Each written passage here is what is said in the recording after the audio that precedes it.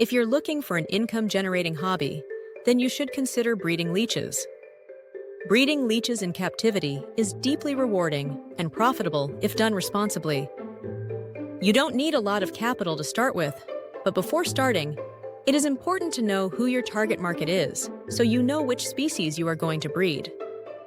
The most recommended leech species to breed are medicinal leeches like Hirudo verbana or Hirudo medicinalis.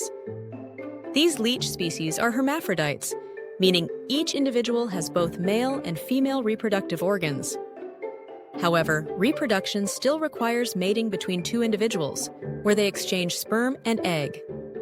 After successful mating, both pregnant leeches can go on to produce cocoons, which are soft, gelatinous casings deposited in moist environments, usually just above the waterline.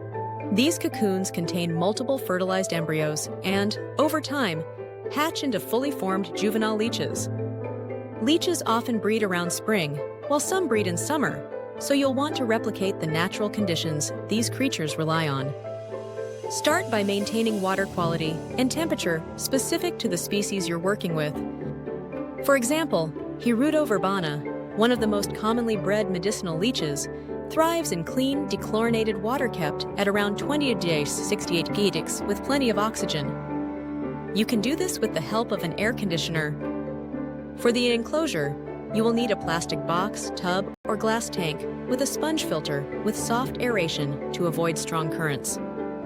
Add smooth rocks, moss, or moist peat platforms above the waterline for cocoon laying.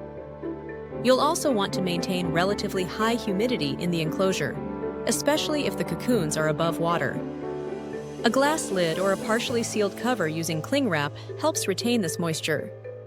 Make sure to add a net or fabric over the covers to avoid it escaping.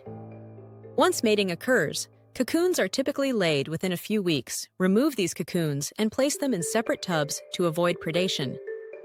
Depending on species and temperature, they can take 4 to 8 weeks to hatch. During this time, do not handle or disturb the area around the cocoons, as sudden temperature shifts or drying out can kill developing embryos. After hatching, the juvenile leeches are tiny, just a few millimeters to centimeters long. You can observe them cling to each other or float on the water's surface. At this stage, do not feed them for about 2 months. Once the time has passed, you can start feeding them. For blood-feeding species like Hirudo verbana or Hirudo medicinalis, you can start with very small blood feedings using a thin membrane feeder and diluted defrosted animal blood.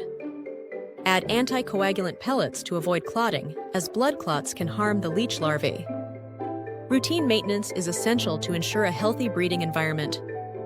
Partial water changes should be performed once every 7 to 10 days, replacing about 20% to 30% of the water volume each time. This prevents the buildup of waste and ammonia while maintaining stable water parameters. Keep an eye out for uneaten food or debris, and siphon the bottom gently if substrate is used. Always replace water with treated or aged water that matches the tank's temperature to prevent shock. One of the most common questions is, how long until they mature? Most leeches reach sexual maturity within 2 years or more, depending on temperature and species. Keeping detailed records of feeding schedules, cocoon dates, and growth rates helps identify your most productive breeding pairs. During this period, you'll need to periodically separate juveniles by size to prevent overcrowding and ensure even growth. Your breeder leeches that are healthy and well-fed will often breed again within the same year, especially in stable, well-maintained environments. Now let's talk about the business side. Where can you actually sell leeches? There are a few primary markets. The most well-established one is the medical and research industry. Medicinal species like Hirudo verbana and Hirudo medicinalis are in demand for microsurgery and therapeutic use. However, selling leeches for medical purposes is heavily regulated. In the US and Europe, for instance, medicinal leeches must be raised in sterile, controlled conditions. And you'll likely need to become an FDA-approved supplier or partner with a licensed distributor. This route requires more investment but offers high return potential and long-term contracts with hospitals, research institutions, or surgical centers.